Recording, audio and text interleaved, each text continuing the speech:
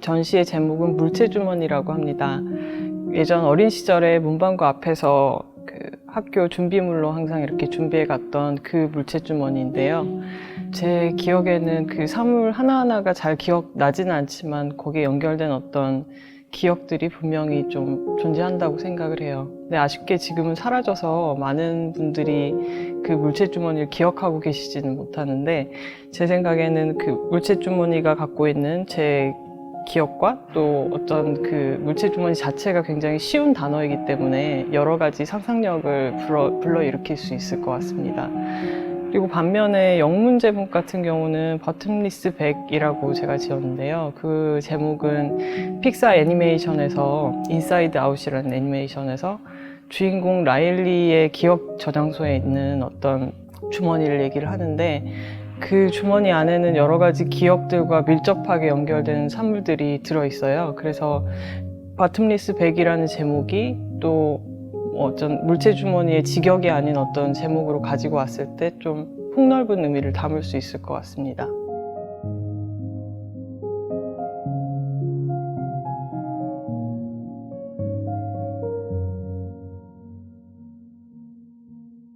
이 물체주머니 전시의 어떤 주가 되는 어떤 구조가 셋이라는 과거의 제 작업인데요.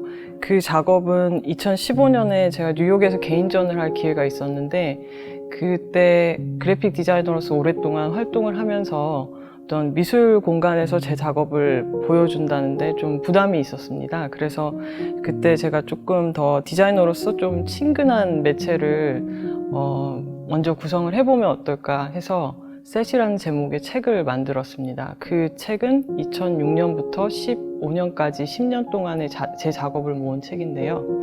다양한 성격의 프로젝트를 진행하다 보니까 조금 그 프로젝트들을 일괄적인 성격으로 담아내야 하는 목적이 있었고, 그래서 컬러와 형태만을 남기고 어떤 일종의 제 작업의 샘플북 형태로 이제 구성을 했습니다.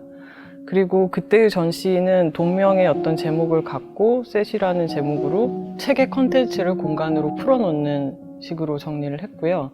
그래서 2015년 전시 이후에 그 셋의 책 내용들을 어떤 공간과 다른 매체로 구성을 하면서 19개의 버전으로 이제까지 진행을 하고 있었습니다. 이번 이제 물체주머니 전시 같은 경우는 20번째 버전이라고 할 수 있고요. 그래서 셋이라는 그 작업이 내용 면에서 큰 골자를 이루고 있습니다. 이 전시에서는요. 그리고 그 외에 이제 몇 가지 제 작업에서 주요한 어떤 컨셉인 주어진 구조나 어떤 시스템을 다루는 작업들이 몇 가지 이제 끼어들어 있고요.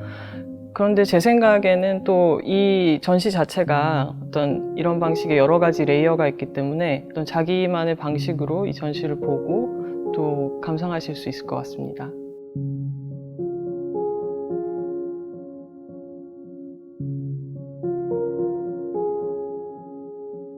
보통 이렇게 미술관에서 어린이들이 작품을 만질 수가 없고 또 조심해야 하고 이런 것들이 미술관 안에서 좀 답답하게 느껴졌을 것 같아서, 이번 공간에서는 충분히 느끼고 또 재미있게 즐기고 또 만질 수 있고 이런 공간들로 구성을 해보려고 했고요.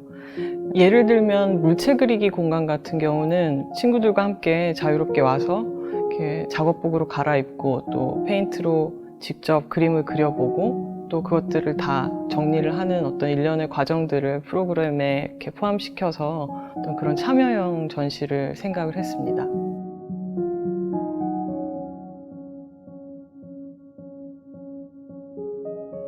저는 이 전시와 이 공간이 저의 물체주머니이자 또 방문하신 모든 분들의 각자의 물체주머니라고 생각합니다.